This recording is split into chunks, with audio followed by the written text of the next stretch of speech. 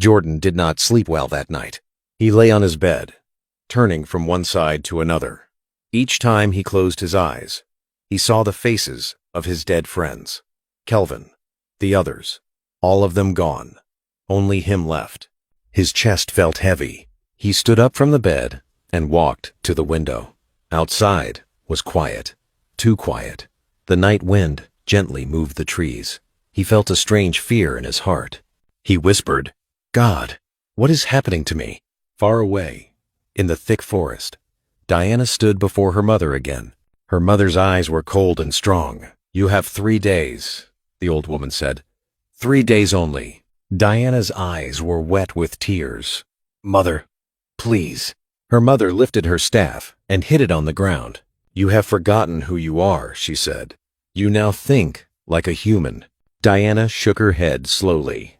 "I did not plan to fall in love," she cried. "It just happened." Her mother looked at her for a long time. "If you fail," she said, "you will join the ones you tried to protect." Diana swallowed hard. Then suddenly, her mother began to change. Her body slowly turned back into a large snake and crawled deep into the dark forest. Diana stood there alone, shaking. She whispered, "Jordan, why did it have to be you?" The next morning, Jordan woke up early. He remembered the pastor's words clearly. "Be careful of some people around you." He took his bath and dressed up quietly. But deep inside him, fear was growing. Later that day, Diana came to his house. She walked in with a soft smile, but her eyes were tired. Jordan noticed it. "You look sad," he said. "Did something happen?" Diana forced a smile. "It is nothing." They sat together on the couch. Jordan kept looking at her face, trying to remember the first day he saw her. Everything felt strange now. "Diana," he said slowly, "do you believe some things are not normal?" She looked at him quickly. "What do you mean?" He rubbed his palms together. "Too many people have died around me. My friends are gone. And it all started after that night at the bush." Diana's heart beat fast. Jordan continued, "Sometimes I feel like I am being watched." Diana wanted to speak. Her mouth opened, but no sound came out. Then Jordan's phone rang. It was his pastor. "Jordan," the pastor said, "stay very close to God these days. Pray before you sleep." Jordan said, "Yes, sir." He dropped the call and looked at Diana again. "You heard that?" he asked. She nodded slowly. That night, Diana did not kill. She went back to the forest and cried deeply. The second day came. Jordan went to work, but his mind was not there. He kept thinking of Diana, of his dead friends, and of the strange snake that came out of his car that night. After work, he went straight to the church. He knelt down and prayed for a long time. "God," he said, "if there is danger around me, please show me." At that same time, the forest was restless. Diana's mother appeared again before her. "You are already wasting time," the old woman said in anger. "I cannot do it," Diana cried. "I love him." Her mother's eyes became red. "You love him more than your own?" she screamed. Diana knelt down. "Mother, please spare him." The old woman lifted her staff again. "If sunrise meets you tomorrow and he is still alive," she said, "I will take your place." Diana screamed in fear. That night, she went to Jordan's house again. He opened the door and saw her shaking. "What is wrong?" he asked. Diana ran into his arms and cried. "I do not want to lose you," she said. Jordan was confused. "Lose me? Why would you lose me?" Diana only cried harder. That night, while Jordan slept, Diana sat beside his bed and watched him. Her eyes slowly changed for a moment, then returned back to normal. She stood up and ran out of the house before sunrise. Again, she did not kill. The third day came. The sun rose slowly. Diana stood in the forest, shaking badly. Her mother appeared behind her quietly. "Time is up," the old woman said. Diana turned and cried, "Please, give me just one more chance." Her mother pointed her staff at her.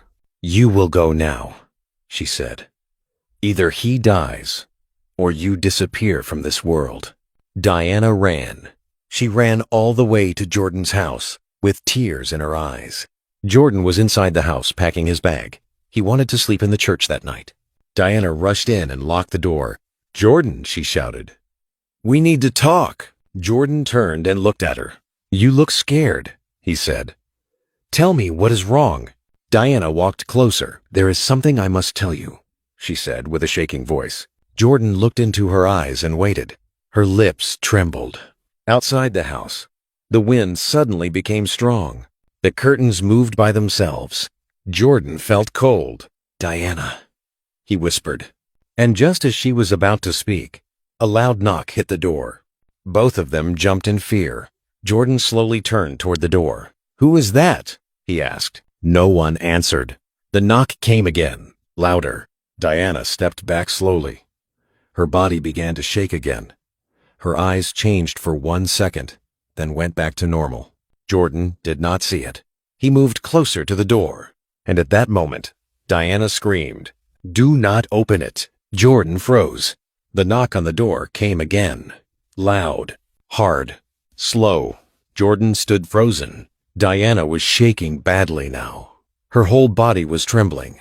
Her eyes were wide with fear. Tears were running down her face. "I said don't open it!" she cried again. Jordan turned slowly to look at her. "Diana, what is happening?" he asked. "Who is at the door?" Another knock. Boom, boom. The door shook slightly. The whole house felt cold. Jordan's heart was beating fast. "Are you in trouble?" he asked. "Is someone chasing you?" Diana moved back until her back touched the wall. "Jordan," she said in a weak voice, "if that door opens, your life will never be the same." Jordan was confused. "My life has already changed," he said. "All my friends are dead. I live in fear every day. And you keep acting strange. Please, tell me the truth." The knock stopped. The silence was even more frightening. Jordan slowly walked away from the door and came close to Diana. "Look at me," he said softly. "Whatever it is, tell me." Diana tried to speak. Her lips opened, but her voice refused to come out. Then suddenly, a loud voice spoke from outside. "Diana." The voice was deep, cold, angry. Jordan froze. Diana screamed. "That is my mother," she cried. "She has come." Jordan looked at her in shock. "Your mother?" he asked. "Why is your mother knocking like this?" Diana held her head and cried louder. "I can't hide it anymore," she said. "If you know the truth, you may hate me, but if you don't, you will die."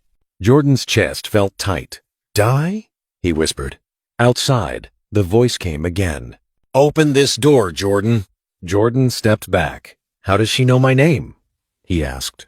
Diana slid down to the floor and sat on the ground. "Because she is not normal," she cried. Jordan bent down in front of her.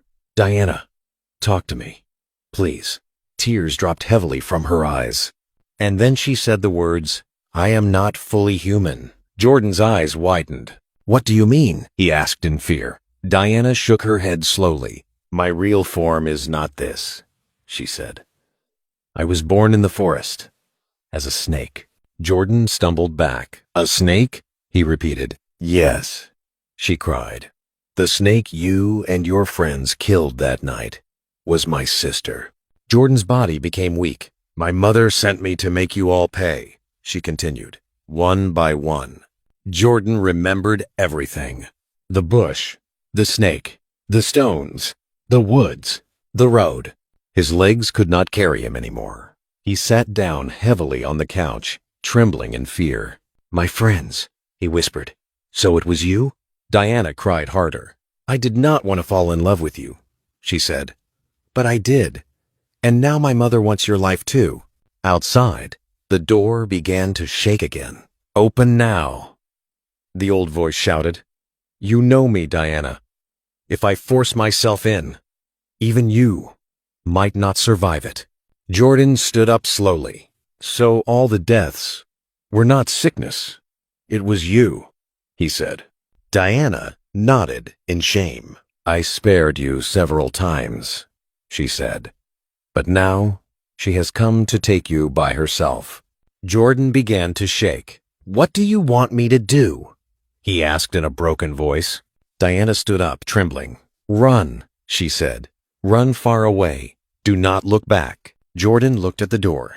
Then he looked at Diana. "Will that save you?" he asked. Diana could not answer. The door shook again. Crash.